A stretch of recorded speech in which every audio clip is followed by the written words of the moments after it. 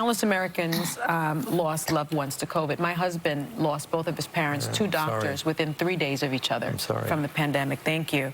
We remember those pandemic briefings. I remember the injection of bleach, perhaps, the hydroxychloroquine, dangerous recommendations. You were particularly disturbed, I read, by his refusal to wear a mask. Yeah. Now, what was this time like for you, having to contradict the President of the United States, and what should everyone know about how he handled the crisis? Because I blame him for my in-law's death.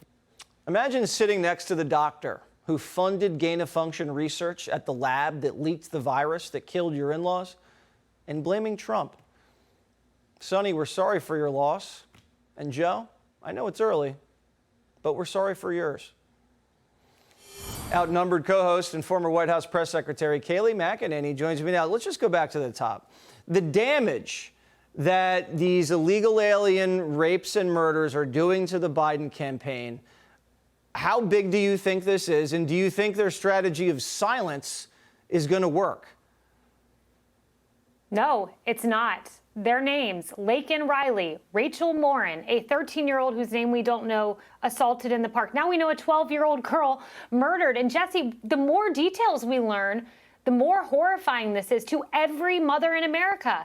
It's happening in Brooklyn, where a girl, her assault was filmed by an illegal migrant. And now we're learning in his case and in the case of this girl murdered, these individuals were literally caught by Border Patrol and released.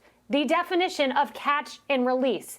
And if you don't think every mother in America is listening when it happens in Maryland to a mother of 5, when it happens to Laken Riley down in Georgia, we realize it could be any of our daughters, it could be any of us going out for a run on any given day, because we can now count at least 5 stories in the last few weeks, and it's a horrifying thought. So I believe this will matriculate into the minds of suburban women if framed the right way and if presented factually as we've presented it. Yeah, and it's not stopping. This is only going to pick up steam going into the summer and into the fall. There's no really hiding from it.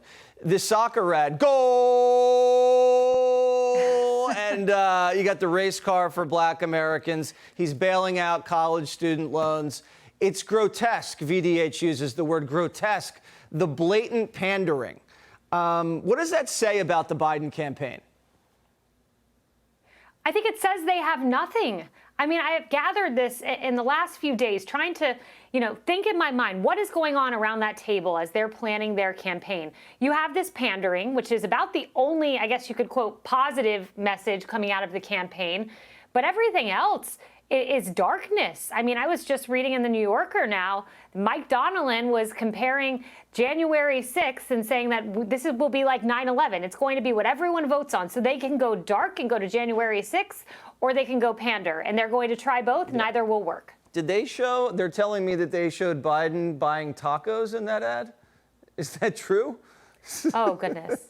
I hope they weren't breakfast tacos. Yeah, that's not good. I mean, I remember Trump had the Happy Cinco de Mayo with the taco bowl at the Trump Tower, and Biden called him racist, and now he's buying tacos, and I don't know. Yeah. Up is down, left is right. Sure, Jill Biden got them for him. I'm sure that's exactly what happened. All right, Kayleigh, good to see you.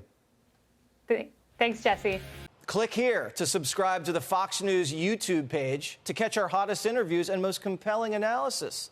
You won't get it anywhere else.